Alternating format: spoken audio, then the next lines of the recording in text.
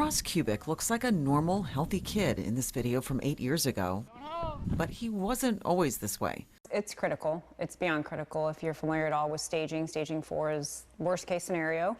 And he had metastatic disease head to toe. He had an 8x12 mass on his right adrenal gland that was actually wrapped around his aorta.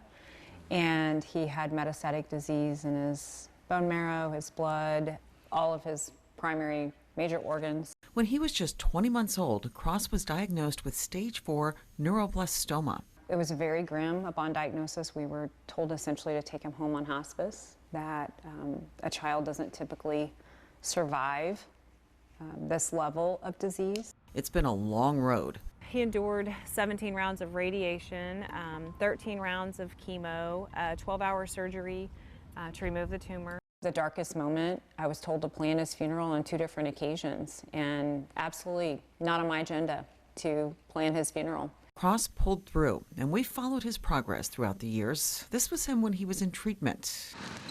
This is at 8, 11 years old. Our life was changed at that time because we were told that he wouldn't survive. So for us to be, 8 years down the road from there, that's a pretty big deal. And now this is Cross, a healthy 17-year-old. He's more beautiful in the heart.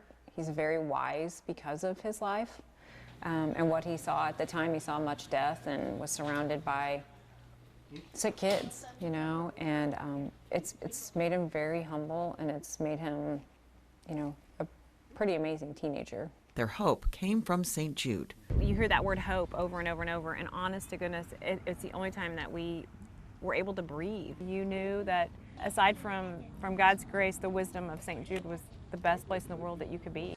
Going back there every year and seeing kids that were in my shoes is just really makes me want to just kind of like thank the process, thank St. Jude even more throughout my life. St. Jude is the most magical place on earth. I remember the first day we were there, and all these kids are running around with IVs and chemo, and they're bald, and people were laughing. They put your child number one for everything that they do. I mean, you just feel like you're the only family there. I mean, they just value everything that you do. It's very personalized. It's a pretty beautiful place. St. Jude wasn't the only thing that kept Cross going through all of this. It's also his love of baseball and school. We can slide to first base. I know. Give him a rock and he thinks it's a baseball. I mean, it is. Throws anything. Yeah, he loves baseball. I like to hit a lot of doubles. Baseball and swimming are my 3 hobbies.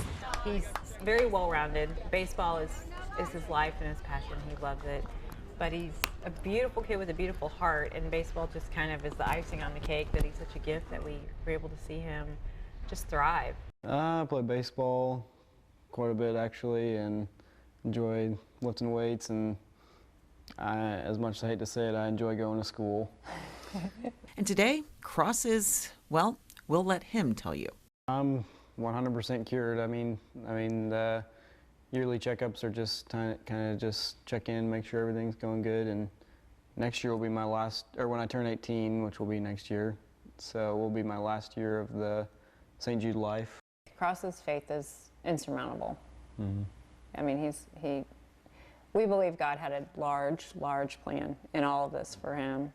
Kind of just helped me just focus on what I need to be doing in life and not going off and doing other stuff like other kids are doing. So kind of kept me on a straight path throughout my life. The family is thankful to the hospital and those of you who give. Thank you. Saving my life. You see what God's work and the mission of St. Jude does. I mean, it's real. Like it touches the families. It is real. We had meal cards, we had housing, we had support at so many levels that when people do buy those tickets, when they do engage in the walk runs, the financial rewards actually go to the family. And Cross is looking to the future.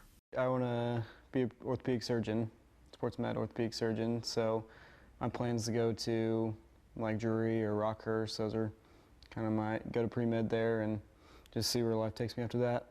Hopefully play baseball there. I feel like that helping people is just what I'm meant to do.